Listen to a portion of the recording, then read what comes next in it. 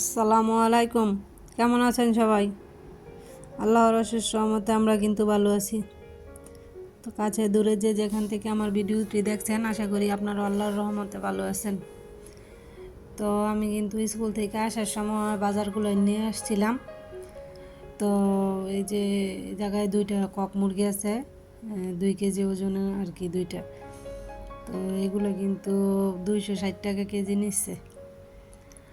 আর যে 2 litre soybean তেল আছে, তারপরে পুঁই শাকের বিচি আছে, এদিক দিয়ে আছে লাউ। তো আমাদের বাজার কি হয় যে সব কিছু, যে মাসের বাজার একসাথে সব কিছু এরকম কিছু না, যখন যেটার প্রয়োজন পড়ে তখনই সেইটা নিয়ে আসি আর কি। তো শুকনা সদাই বেশি বেশি করে আনা হয় যাতে আর কি মাসের মধ্যে না লাগে, তারপরে যদি লাগিয়া যায় বা প্রয়োজন মনে হয় নিয়ে আসি। এত কোনো মাপজোপ না আর কি, যে 1 মাসে যাইব, এর আগে আনতে হইব না। তো এদিক দিয়ে কিন্তু এই যে ছেলের জন্য একটা প্যাম্পাস নিয়ে আসছি। প্যাম্পাস যে কী পরিমাণ লাগে, সামনে শীত আসতে আসতে আরও বেশি প্রয়োজন পড়বো। তো দোকানে গেছি প্যাম্পাসের জন্য, বললাম যে কিছু টাকা কমায় রাখেন, বলতেছে যে না, শীত আসতে আসতে সামনে আরও দাম বাড়বো। তখন আমি বললাম যে তো এক বস্তা নিয়ে রাখ মনে। দোকানদার বলতেছে যে আমগো ওই দামটা কিন্তু আপনাকে কমে দিম কেমনি। তো মেয়ে বলতেছিল ড্রাগন খাইবো, তো আবার ড্রাগনও নিয়ে আসছি। তো মনে হইতেছে যে এই যে একটা বড় ড্রাগন, এটি 1/2 কেজির উপরে হইব। তো 2 কেজি ড্রাগন আনছি। আর এদিক দিয়ে আছে নিমটি আর মনেক্কা।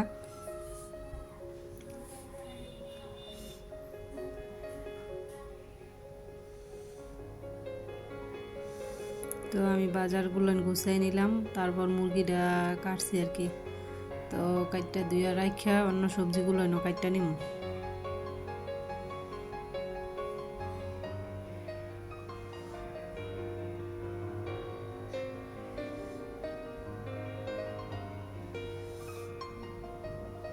আমি কিন্তু আস্ত মুরগি একবার ভালোভাবে ধুইয়ে তারপর কাটছি। তারপর আবারও দেখেন ভিতরে কত রকমের আর কি, একটু ওই যে বিজলা বিজলার মতো আর কি।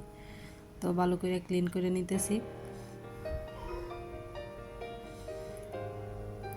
এই যে 2 কেজি মুরগি, তো আমি 3টা পলিথিনে রাখলাম। তো 3 দিন পাক করা যাবে আর কি।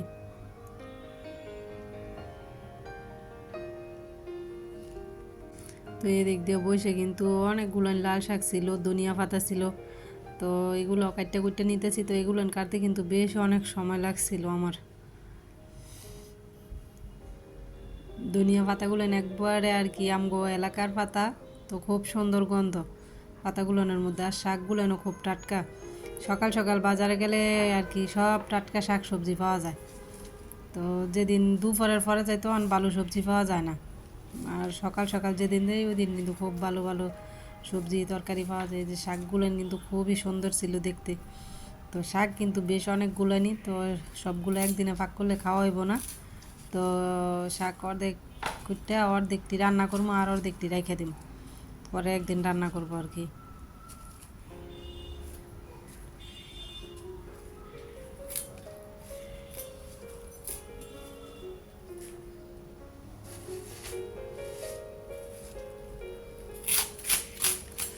তো যারা আমার ভিডিওটি এখন পর্যন্ত ধৈর্য সহকারে দেখছেন, প্লিজ লাইক দিয়ে ভিডিওটি কন্টিনিউ করবেন।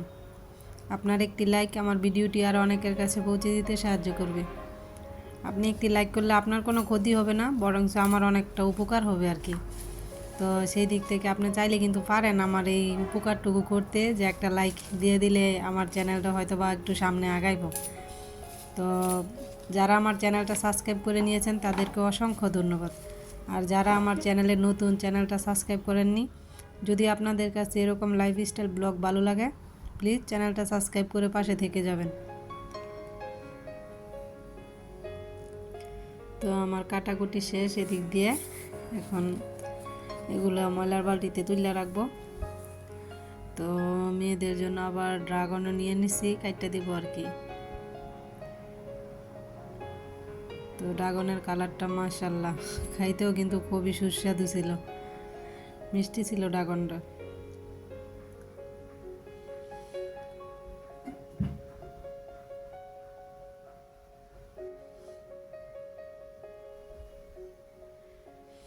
এদিক দিয়ে আমি শাক ভাজিটা বসাই দিতেছি কাঁচামরিচ পেঁয়াজ রসুন কুচি দিয়া।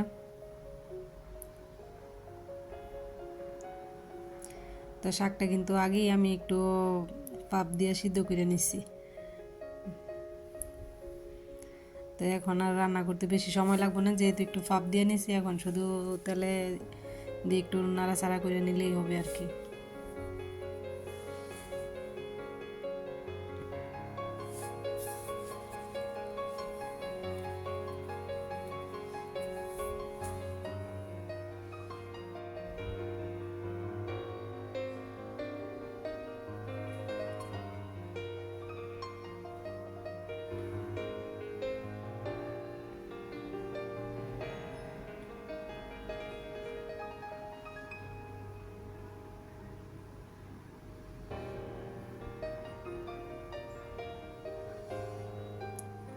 তো একটু বেশি করে ধনিয়া পাতা দিয়ে দিছি।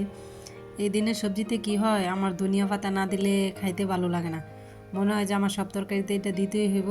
তো ধনিয়া পাতার গ্রানটা কিন্তু আমার কাছে খুবই ভালো লাগে, তো আমি সব তরকারিতেই দেওয়ার চেষ্টা করি। আর এই শীতকালীন সবজিতে কিন্তু ধনিয়া পাতা দিলেই মনে হয় যে সবজিগুলো অনেক মজা হয় রান্না করার পর।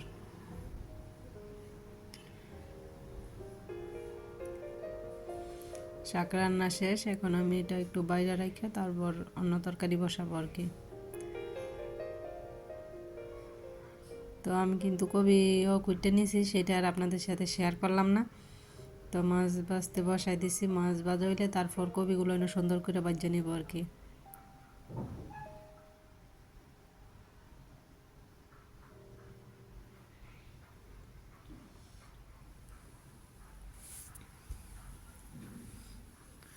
তো আমার মাছগুলো কিন্তু ভাজা হয়ে গেছে। তো এই দিক দিয়ে কপিটাও কিন্তু ভাজা নিতেছি। তো কপিটা কিন্তু আমার মেয়ের বলতেছিলাম যে একটু তুমি ভাজো, তো মা দিয়ে একটু কান্নাকাটি করতেছিল। তো চুলাটা আবার একটু আজায় যাবো, তো আমি একটু ভাজা নিছি আর কি।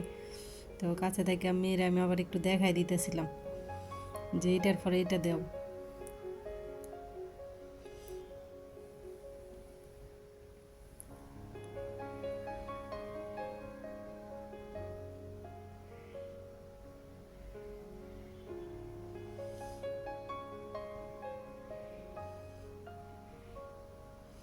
তো দেখাই দিছি আমি।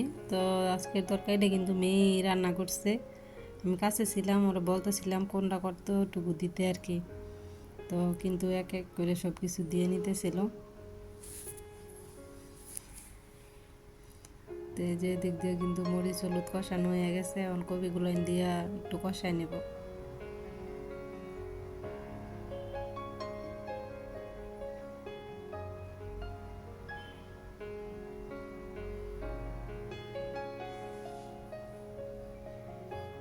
তো রাব্বু কিন্তু বলে যে মাঝে মধ্যে মেয়েকে দিও রান্না করতে, তুমি কাছে দাঁড়ায় থেকে দেখাই দিও, নয়তো মেয়ে যেহেতু বড় হইতেছে, বিয়ে শাদি দিলে শ্বশুর বাড়ি যায় পারতো না। তখন আমি বলি যে আমিও তো পারি না আগে কোনো কিছু, তো এখন কি না পারি, এখন তো আল্লাহ রহমতে সব কাজই জানি পারি, তো আমিও পরে শিখে নিব। তো এই যে তরকারির ফাইনাল লোক দেখেন, আমার মেয়ে রান্না করছে। কমেন্ট করে জানায়েন তো তরকারিটা কেমন হয়েছে দেখতে। খেতেও কিন্তু মাশাআল্লাহ মজা হয়েছিল। আর এই যে আমগো বাবুর জন্য কোয়েল পাখির ডিম আমার যা নিয়ে আসছিল।